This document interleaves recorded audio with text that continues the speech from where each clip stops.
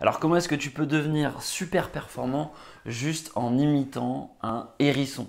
C'est le concept que je te propose de découvrir aujourd'hui. Le but, c'est que tu puisses appliquer cette stratégie à un niveau global dans tes choix de carrière, mais aussi dans ton quotidien, dans ton travail, dans tes projets et dans tes choix, tes tâches quotidiennes.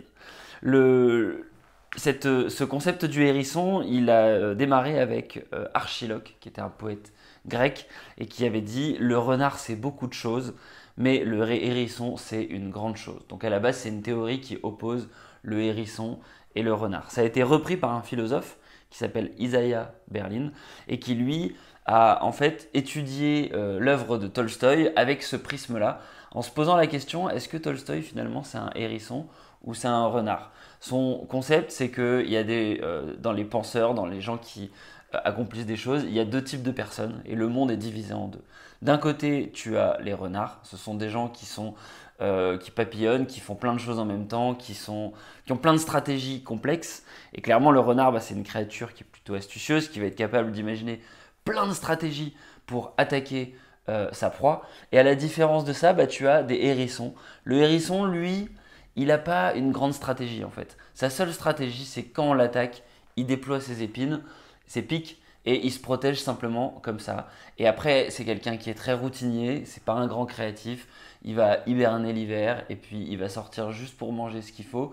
Et à la différence du renard qui lui sera entre guillemets très gourmand et qui aura énormément de stratégies différentes, lui il est très simple. Donc comment ça se traduit pour nous dans notre quotidien d'active worker? Il y a quelqu'un qui s'appelle Jim Collins qui a analysé ça et qui a transposé cette philosophie-là aux entreprises, justement pour réfléchir à comment être plus performant. Et son idée, c'est qu'une entreprise, dans un monde où on lui propose plein de stratégies, où le monde évolue, où on a plein de crises, où on doit composer avec plein de paramètres différents, en fait, les entreprises qui vont réussir, c'est celles qui arrivent à avoir une stratégie extrêmement simple et à s'y tenir.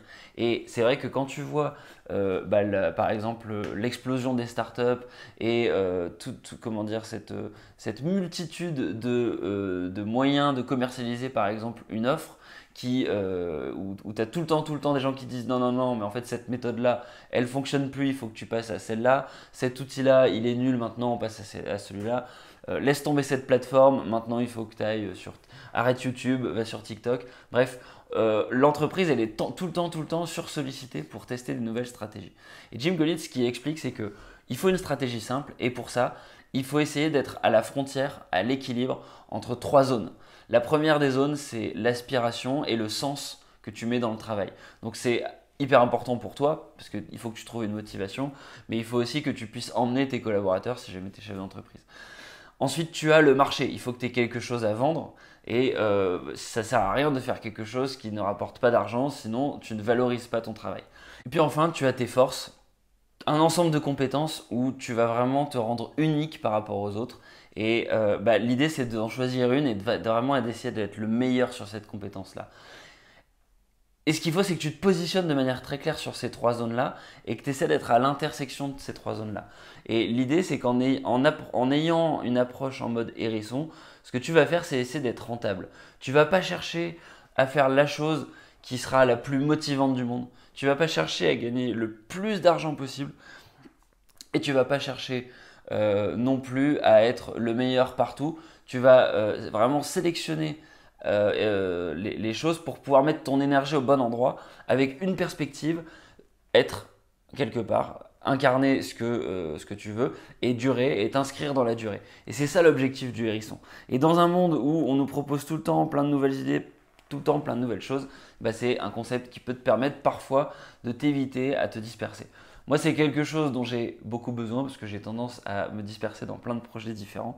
Et du coup, c'est une idée plutôt chouette. D'ailleurs, je rends hommage à Benoît qui est la personne qui m'a fait découvrir ce concept. Donc cette idée, elle est reprise dans plein d'autres contenus. La Fontaine l'a repris avec le poème du chat et du renard, où on a un chat qui a une seule stratégie, c'est qu'il est capable de grimper et de sauter sur ses proies, et puis le renard qui tourne autour du pot. La phrase de fin du poème, c'est: le trop d'expédients peut gâcher une affaire. On perd du temps au choix, on tente, on veut tout faire, n'en ayons qu'un, mais qu'il soit bon. C'est pareil avec Sénèque qui disait que à vouloir être partout, on est nulle part, que ça sert à rien en fait de se disperser dans plein de lectures différentes.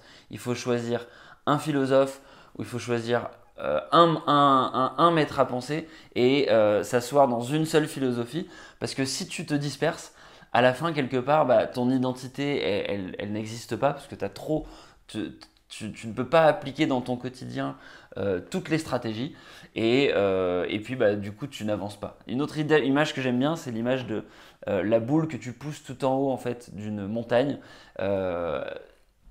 Et tu peux pas pousser 10 000 boules, tu peux en pousser qu'une seule. Donc tu choisis ta boule, tu choisis entre guillemets, ton travail, là où tu vas investir tes efforts, tu la pousses tout en haut. Si jamais tu te mets à te disperser, en fait la boule elle redescend en bas de la montagne et donc tu dois recommencer. Et si tu te disperses, tu vas devoir pousser plusieurs boules en même temps et tu imagines bien que c'est pas possible. Donc mon conseil c'est ça, c'est applique la stratégie du hérisson, notamment aussi pour te sécuriser. Parce que tant que tu n'as pas sécurisé une activité qui te ramène de l'argent, qui te permet du coup de vivre convenablement, tu vas pas pouvoir. Enfin, ça n'a pas de sens d'essayer, comme le renard, de trouver la meilleure stratégie. Il faut d'abord sécuriser son activité pour pouvoir ensuite aider les autres. C'est l'image que tu vois dans les avions. On met toujours son masque à soi-même avant de le mettre à un enfant, tout simplement pour pouvoir le secourir.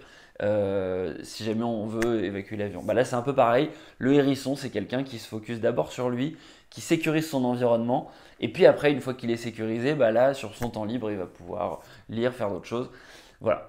N'hésite pas à me dire ce que tu as pensé de cette vidéo. Si jamais tu es intéressé par aller plus loin, je te mets quelques liens vers Amazon, vers des bouquins, notamment Good to Great de Jim Collins, dans lequel il explique la stratégie de la simplicité du hérisson. Et puis l'ouvrage aussi de Isaiah Berlin, où là il étudie Tolstoï. Sur ce, je te dis à la prochaine. Ciao, ciao.